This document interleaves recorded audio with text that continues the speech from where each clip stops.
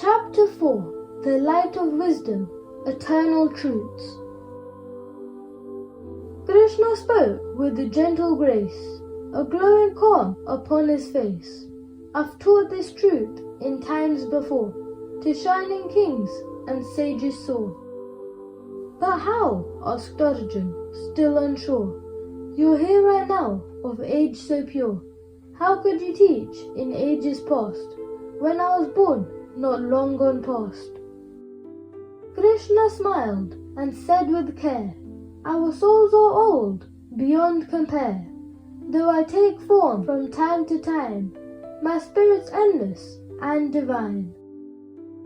When goodness fades and wrongness grows, I come to earth where darkness shows, to guide the just, to guard the kind, and bring the truth to humankind.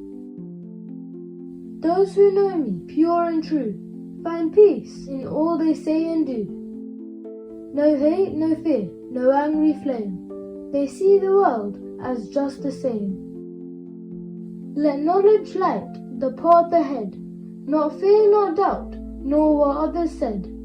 For when you see with wisdom's eye, you'll know you are the open sky. Don't forget to like my video and subscribe to stay updated. Krishna Stories!